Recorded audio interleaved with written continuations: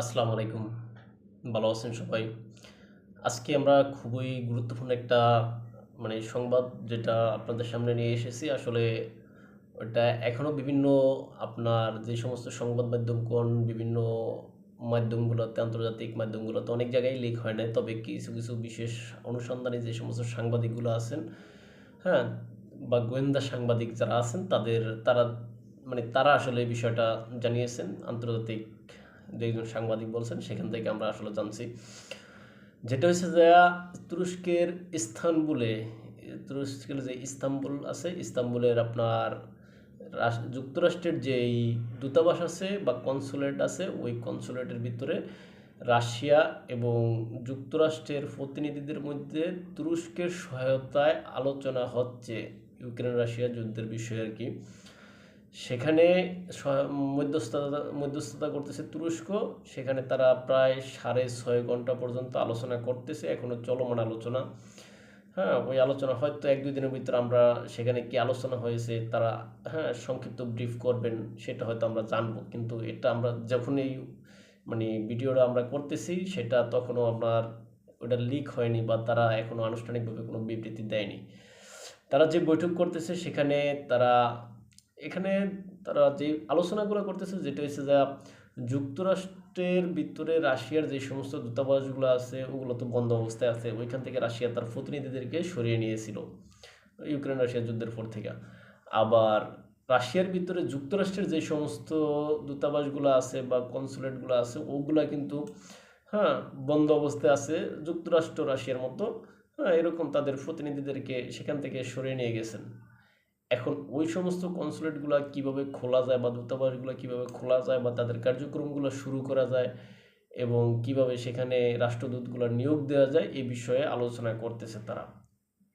এর পাশাপাশি, হ্যাঁ, ইউক্রেনের বিভিন্ন বিষয়ে আলোচনা করতেছে সেখান থেকে, হ্যাঁ, কিভাবে ইউক্রেন থেকে প্রাকৃতিক সম্পদ নেওয়ার বিষয়ে আলোচনা হইতেছে। হ্যাঁ, এদিকে কিন্তু আপনার ইউক্রেন রাশিয়া যে যুদ্ধ সেখানে আপনার রাশিয়া কিন্তু বরফুরে মানে তার সম্পূর্ণ মোটামুটি ভালোই সে ভূমি দখল করতেছে আলোচনায় এগিয়ে থাকার জন্য আলোচনার টেবিলে।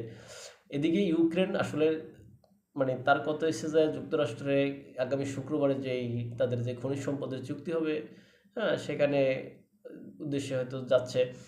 তাদের কথা হয়েছে যে আসলে ভাই তুই আমার খনিজ সম্পদ নেস নে, ভাই তুই আমার নিরাপত্তা দে। এখন যুক্তরাষ্ট্রের প্রেসিডেন্ট ডোনাল্ড ট্রাম্পের কথা হয়েছে যে তোমার নিরাপত্তা দেওয়ার কি আছে ভাই? তোমার সেখান থেকে আমি তো আমার ফ্যাক্টরি স্থাপন করব, কলকারখানা স্থাপন করব, আমার দেশের আমার নাগরিক যায় সেখানে কাজ করবে। তোমরা তো কেউ আমার যে নাগরিক যেখানে আছে বা আমরা যেখানে থেকে এই সমস্ত সম্পদগুলো আহরণ করতেছি সেখানে তো কেউ হামলা করতে আসবে না, এরকম সাহস কারো হবে না। এরকম এই নিশ্চয়তা ট্রাম্প দিচ্ছে। সে এছাড়া যেন সেখান থেকে যুক্তরাষ্ট্রের সৈন্য আইসা যেন ইউক্রেনকে নিরাপত্তা দিবে বা কি এরকম কোনো নিশ্চয়তা ট্রাম্প দিতে চাইতেছে না। আর এখানে ইউরোপীয় ইউনিয়ন যদিও মুখে মুখে বলে যেন আমরা ইউরোপের দেশগুলো যেন ইউক্রেনে সৈন্য পাঠাবো, আসলে ইউক্রেনকে যদিও তারা ইউরোপের অতটা সামরিক শক্তি অতটা স্ট্রং না, তারপরেও তারা কিছু সৈন্য পাঠাইলো। যদি পাঠাইলো এখানে পিছনে যুক্তরাষ্ট্রের ব্যাক সাপোর্ট লাগবে। এখন যুক্তরাষ্ট্র তো ডোনাল্ড ট্রাম্প তো এখনও বলে না যে আমরা সহায়তা দিব সেখানে, বা সবুজ সংকেত দিচ্ছে না যে তোমরা ইউরোপীয় ইউনিয়ন তোমরা সেখানে সদস্য সৈন্য পাঠাও, আমি তোমাদের পিছে আসি, যতটুকু সহায়তা লাগে আমি করবো, এরকম সংকেত এখনও তারা দিচ্ছে না। এর ভিতরে হয়তো দুই পরাশক্তি এক হয়ে যাইতেছে, যেটা হচ্ছে গিয়ে যুক্তরাষ্ট্র এবং রাশিয়া। তারা এক হয়ে যাইতেছে বলতে তারা একটা বলয়ে আসতে চেষ্টা করতেছে বা আসার সম্ভাবনা আছে, কেননা জাতিসংঘের যে নিরাপত্তা পরিষদ বা সাধারণ পরিষদে উভয়ের বিরুদ্ধে পক্ষে ভোট দেওয়া এবং উভয়ের প্রস্তাব সমর্থন করা, ভেটো না দেওয়া, হ্যাঁ, এই বিষয়গুলো আসলে খুবই বিরল বিরল। কেননা আমরা বিগত কয়েক দশক ধরে দেখতেছি যুক্তরাষ্ট্র যেদিকে ভোট দেয় নিরাপত্তা পরিষদে রাশিয়া সেখানে ব্যাটো দেয়, আবার রাশিয়া যেখানে ভোট দেয় বা প্রস্তাব আনলে যুক্তরাষ্ট্র সেখানে ব্যাটো দেয়। এইভাবেই বিরুদ্ধে পাল্টা বিরুদ্ধ দেখছি সবসময়। কিন্তু এইবার ওই সর্বশেষ আমরা দেখলাম খুবই একটা ভালো নজির দেখলাম, তারা এক হয়ে যাইতেছে। এই ক্ষেত্রে হয়তো যুক্তরাষ্ট্রের প্ল্যান হলো গিয়া রাশিয়ার সাথে সে সম্পর্ক ভালো করে এখানে রাশিয়ারে নিজের হাতে হাতে করতে চাইতে, নিজের বন্ধু কোয়ালিটি বানায় রাশিয়ারে কেমনে কেমনে নজরদারি করে করে চীনের চীনের সাথে রাশিয়ার সম্পর্কটা খারাপ করবে, এটা হয়তো যুক্তরাষ্ট্রের প্ল্যান হইতে পারে। আবার এই ক্ষেত্রে পুতিনেরও হয়তো একটা পাল্টা প্ল্যান তো অবশ্যই থাকতে পারে।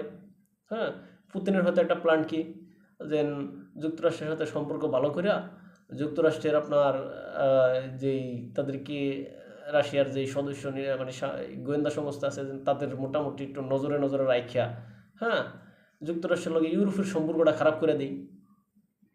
এখন উভয়ের মানে উভয়ের মতো চিন্তাধারা বা উভয়ের মতো প্ল্যান, যুক্তরাষ্ট্রের মতো প্ল্যান, রাশিয়ার মতো প্ল্যান থাকতে পারে। এখন এই যে পাল্টা প্ল্যান, এই প্ল্যানে কে জিতে, পুতিন না ট্রাম্প, সেটা হয়তো সময় বলে দেবে, সেটা বলার সময় এখনো আসে নাই, আমরা দেখব। তবে এক্ষেত্রে উভয় আবার এরকমও করতে পারে যে রাশিয়া দেখাইব কি যুক্তরাষ্ট্রের সাথে, হ্যাঁ আমি তোমার সাথে খুবই ভালো বন্ধুত্ব, তোমার সাথে আমার খুবই ভালো সম্পর্ক আছে, হ্যাঁ আমি তোমার বিশ্বাস করি ইত্যাদি ইত্যাদি, হ্যাঁ গলায় গলায় ভাব দেখাইব। ওইটা চীনের সাথে যুক্তরাষ্ট্রের দেখাইব যে চীনের সাথে আমার সম্পর্ক খারাপ, কিন্তু গোপনে রাশিয়া চীনের সাথে খুবই ভালো সুসম্পর্ক রাখবে, এটাও হইতে পারে। আবার সেম ইউরোপের ক্ষেত্রে ইউরোপ আর যুক্তরাষ্ট্র, রাশিয়ার যুক্তরাষ্ট্র দেখো ইউরোপের সাথে আমার খুবই সম্পর্ক খারাপ, হ্যাঁ ইউরোপের আমি দুই চোখকে দেখতে পারি না ইত্যাদি ইত্যাদি, অথচ গোপনে গোপনে ইউরোপের সকল কার্যক্রমগুলো তিনি সমর্থন দিবে, সামরিক সহায়তা মানে গোয়েন্দা সহায়তা সব কিছু ইউরোপের দিবে, এরকম আর কি। এই ক্ষেত্রে যতই যা কই এখন সামনে আমরা দেখতে পাবো যেমন যুক্তরাষ্ট্র এবং চীনের ভিতরে পুরো একটা যুদ্ধ ভাব বা কোল্ড ওয়ার এরকম দেখতে পাবো। হ্যাঁ, এমনি ডোনাল্ড ট্রাম্প এর আগের ট্রামে মানে নির্বাচিত হয়ে তিনি যে চীনের সাথে বাণিজ্য যুদ্ধ শুরু করেছেন, এখন এই ক্ষেত্রেও হয়তো আরও বেশি দেখা যাবে আর কি। আর এই ক্ষেত্রে হয়তো চীন আসলে কতটা প্রস্তুত, সে থেকে আমার থেকে মনে হয় যুক্তরাষ্ট্র থেকে ভালো প্রস্তুত আছে চীন এই বাণিজ্য যুদ্ধের ক্ষেত্রে। কেননা আমরা দেখি যুক্তরাষ্ট্র যদি মানে চীনের একটা ফোনের উপরে 1 টাকা শুল্ক আরোপ করে, চীন যুক্তরাষ্ট্র ফোনের উপরে আরও 50% বাড়ায় ধরে, মানে 0.50, অর্থাৎ যুক্তরাষ্ট্র যদি 1 ধরে চীন 1.5 ধরে। যুক্তরাষ্ট্র যদি চীনের ফোনের উপরে 1% শুল্ক বাড়ায়, চীন যুক্তরাষ্ট্রের ফোনের উপরে 1.5% শুল্ক বাড়ায়, এরকম মানে চলতে আছে, কেউ কেউ ছাড় দেয় না। এই ক্ষেত্রে ডোনাল্ড ট্রাম্পকে নিয়ে আপনার ডোনাল্ড ট্রাম্প তো আসলে নিজেরই সব কিছু মনে করে মানে নিজের ইচ্ছাতে সব কিছু করতে চাইতেছে, এক্ষেত্রে আন্তর্জাতিক নিয়ম নীতিগুলো দাঁড় দিতে চায় না। আর এই ক্ষেত্রে মানে বর্তমানে তিনি নির্বাচিত হয়ে ইউক্রেনের সাথে আসলে এইভাবেই করতে চাইতেছে। হ্যাঁ, তার যে আপনার যে ইয়া আছে, যে তাদের যেই আরে হাউস অফ কমন্স, উচ্চকক্ষ নিম্নকক্ষ, এখানে যেন ভোটাভুটি সিস্টেম আছে, এগুলো সে পাত্তা দিতে চাইতেছে না। এদের সেনাপ্রধান নিয়োগ, সেনাপ্রধানকে কীভাবে তিনি 4 স্টার জেনারেল থেকে 3 স্টার জেনারেল থেকে নিয়োগ দিয়ে দিয়েছেন। মানে সর্বোচ্চ র্যাঙ্কের যারা আছে তাদের থেকে আসলে নিয়োগ পাওয়ার কথা, কিন্তু তা না করে তিনি মানে তারও নিচের স্তরের থেকে নিয়োগ দিয়েছেন, এমনকি তিনি অবসরের থেকে এসে সেনাপ্রধানের দায়িত্ব পালন করবেন, এরকম কিছু বিতর্কিত সিদ্ধান্ত, অর্থাৎ তিনি নিজেই রাজা। আর এই বিষয়ে আসলে দ্য ইকোনমিস্ট এর আপনার নিউজে সেখানে একটা বলা হয়েছে, আজকে একটা প্রচ্ছদ ছাপছে আর কি, বা একটা কলাম ছাপানো হয়েছে বা লেখা হয়েছে, সেখানে লেখছে ট্রাম্পের ছবি দিয়া তাকে মুকুট টুকুট পরে মানে রাজা হিসাবে সাজায়া, সেখানে লেখছে কি the dawn new world order, অর্থাৎ এই নতুন বিশ্বের রাজা, ডন বানাইছে নতুন বিশ্বের ডন, নিউ ওয়ার্ল্ড অর্ডার, অর্থাৎ তিনি শুধু আদেশই করেন, তিনি আইন কানুনের নিয়ম নীতির ধার ধারেন না, তিনি শুধু অর্ডার করতে জানেন, তিনি শুধু অর্ডার করেন, আর অর্ডার করা মাত্র ওইটা করে দিতে হইব, এরকম আর কি বুঝাইছে আর কি। অর্থাৎ এখানে ডোনাল্ড ট্রাম্পের তিনি যেন আইন কানুন মানতে চান না, এই বিষয়টা আর কি বোঝানো হয়েছে আর কি, তুলে ধরছে।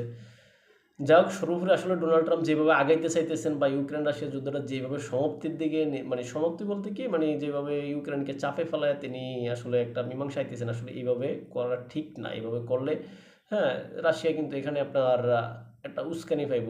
যাক, তার থেকেও বড়, যদিও রাশিয়া উস্কানি পাক বা না পাক সেটা বিষয় না, তার থেকেও বড় কথা হয়েছে কি সব কিছু সুন্দরভাবে আলোচনার মাধ্যমে হওয়া উচিত, জোর খাটায় না। আর ডোনাল্ড ট্রাম্প যেটা করতে চাইতেছেন জোর খাটায় করতেছেন, নিজের ইউক্রেনকে যেভাবে টেবিলে আনতেছেন, আলোচনার টেবিলে জোর খাটায় আনতেছেন, যে ক্ষেত্রে ইউরোপকে পুরা এই যুদ্ধের ময়দান থেকে সরাই দিতেছেন, তাও সম্পূর্ণ জোর খাটায়া। হ্যাঁ, এই জন্য ইউক্রেনের প্রাকৃতিক সম্পদ নিতে চাইতেছেন বা নিবেন, হ্যাঁ, সেটাও জোর খাটায়। আর এরকম জোর খাটায় কোনো কিছু করা আসলে বিশ্বের জন্য ভালো কিছু বয়ে আনবে না, আনে না। সামনে হয়তো আরো অনেক কিছু, অনেক খারাপ কিছু হইতেও পারে, জানি না। হ্যাঁ, হয়তো আমার থেকে আপনাদের বিশ্লেষণ ভালো হইতে পারে। আপনাদের মন মানে যে সমস্ত বোঝার ক্ষমতা হয়তো আমার থেকে ভালো হইতে পারে। যা হোক, ভুল ত্রুটি হলে ক্ষমা দৃষ্টিতে দেখবেন এবং আমার চ্যানেলটা সাবস্ক্রাইব করবেন এবং লাইক কমেন্ট করবেন এবং আপনাদের মূল্যবান মতামত কমেন্টে জানাবেন। ভালো থাকবেন সবাই। আসসালামু আলাইকুম।